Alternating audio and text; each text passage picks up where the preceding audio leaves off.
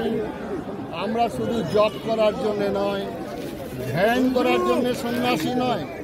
সন্ন্যাসী বিদ্রোহ আপনারা শুনেছেন, আজকে তদ্রূপ পশ্চিমবঙ্গের সন্ন্যাসী বিদ্রোহ শুরু হয়েছে দিকে দিকে। আজকে আমাদের ভারতবর্ষে আমরা সহাবস্থান নীতি, নানা ভাষা, নানা মত, নানা পরিধান, বিবিধের মাঝে দেখো মিলন মহান। দিবে আর নিবে, মিলাবে আর মিলিবে, যাবে না ফিরে এই ভারতের মহামানবের সাগর তীরে। সেই স্বপ্ন, সেই আশাকে ব্যক্ত করে দিলেন সেদিন রাজনৈতিক দলের যিনি একজন বিধায়ক, তিনি প্রকাশ্যে দাঁড়িয়ে বলেন আমরা এখানে 70%, 30% এখানে হিন্দুরা 2 ঘন্টার মধ্যে ভাগীরথে ভাসিয়ে দিতে পারি বলছিলেন। যখন সংবাদটি এলো আমার কাছে, আমি জনাহত হয়ে আমি প্রতিবাদ করলাম। সেই দলের নেতা এবং নেত্রী এখনো পর্যন্ত তাকে সংযত করেননি এবং পরবর্তীকালে আরো বহু জায়গায় বক্তব্য তিনি রাখছেন।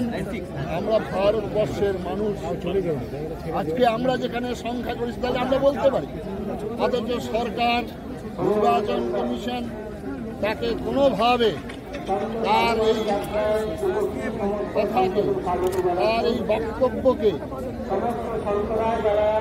প্রতিবাদ করলেন। এখানে এই জন্যই আমরা আজকে সাধু সন্ন্যাসী, ভারতবর্ষ ধর্মের দেশ, ভারতবর্ষ পুণ্যভূমি, ভারতবর্ষ মৎস্যভূমি।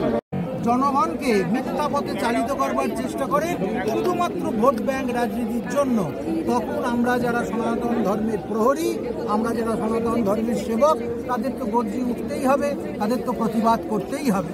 আমরা কারোর কাছে মাইনে নিই না, আমরা কারোর কাছ থেকে ভাতা নিই না, আমরা কারোর হয়ে কথা বলবো এমন নয়। আমরা ধর্মের রক্ষক, সনাতন ধর্মের রক্ষক। সনাতন ধর্মের জন্য আমরা ঘর সংসার সমস্ত কিছু ভাসিয়ে সনাতন ধর্ম রক্ষার জন্য সমাজের পাশে আছি। সাধুরা শুধু পুজো আর্চা করে তা নয়, সাধুরা দেশের কাজ করে, দশের কাজ করে, নিজেদেরকে উৎসর্গিত করে তারা ধর্মের কাজ করে। সেইখানে যদি আঘাত আসে, সে আঘাত যেই করুক না কেন, তার বিরুদ্ধে আমরা সোচ্চার হব।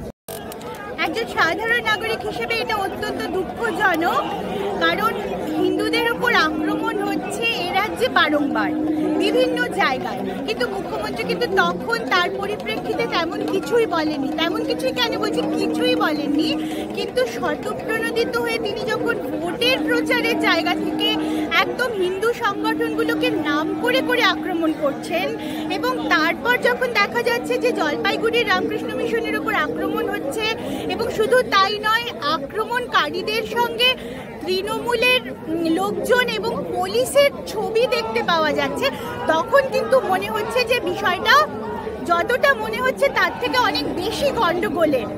এবং এটাও মনে হচ্ছে যে কার্তিক মহারাজজির মতন মানুষ, যিনি বেলডাঙ্গার মতন জায়গায় ক্রমাগত কাজ করে চলেছেন হিন্দুদের জন্য, হিন্দু বলতে এখানে আমি কেবলমাত্র একটি রিলিজিয়ান বলছি না, মুসলমানদের জন্যও তিনি কাজ করছেন, সেখানে যখন জিহাদিদের আক্রমণ তার ওপর হলো, তার ছেলেদের ওপর হলো, তারপর মুখ্যমন্ত্রী যেন তাদেরকেই এন্ডোর্স করলেন, বললেন কার্তিক মহারাজজি নাকি দাঙ্গার হোতা। তার মানে মুখ্যমন্ত্রী উল্টে অন্যদেরকে এন্ডোর্স করলেন। এটা দুঃখজনক, এটা মুখ্যমন্ত্রীর কাছ থেকে একেবারেই অপ্রত্যাশিত এবং মুখ্যমন্ত্রী সুলভ তো মোটেই নয়।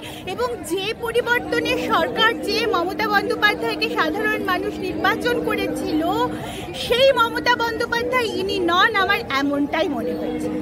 আমি ভারত সেবাশ্রমের ভক্ত, সর্বোপরি সনাতনী হিন্দু সমাজের একজন অবিভক্ত সৈনিক হিসাবে বলি যে সাধু সমাজকে রাজনীতিতে নামতে হলে এটা মমতা ব্যানার্জির বদান্যতা নয়, মমতা ব্যানার্জির আভিচারিক ক্রিয়ার ফল।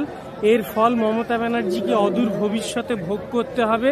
বাংলার সনাতনী সমাজ, বাংলার সাধু সমাজ, বাংলার সুধী সমাজ, তাদের এইভাবে রাস্তায় কলঙ্ক লিপ্ত করে নামানোর যে অন্তিম পরিণতি, তার জন্য মমতা ব্যানার্জি যেন তৈরি থাকে। উনি হিন্দু নন, সেই জন্য এরকম বলছে। পদবিতে শুধু হিন্দু একটা পদবি ব্যবহার করলে তো হয় না। ওনার আচার আচরণ, ওনার চলা ফেরা, ওনার কর্মনীতি সমস্তই হিন্দু বিরোধী। তা যে হিন্দু বিরোধী সে তো হিন্দুদের বিরুদ্ধে বলবেই, পদক্ষেপ তো নেবেই।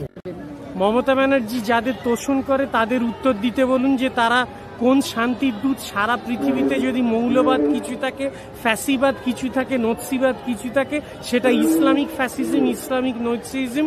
এখানে হিন্দু ধর্মের মতো উদার কোনো ধর্ম নেই। হিন্দুরা দাঙ্গাবাজ, এটা একমাত্র মমতা ব্যানার্জি বলে। এটা আমাদের দুর্ভাগ্য, উনি হিন্দু নারী হয়ে এই কথা বলছে। আমরা ওনার রাজনীতিটা মানছি না। উনি কোনো সময় নামাজ পড়ছে, পুরীতে যাচ্ছে, ওনাকে ঢুকতে দিচ্ছে না। সুতরাং উনি কতটুকু হিন্দু এটাই আগে আমাদের প্রমাণ করুন, তারপরে সনাতনীর ওপরে ওই সাধু সন্তদের উপরে আক্রমণ করবে। উনি নিজেই কতটুকু হিন্দু সেটাই প্রমাণ করুক আগে।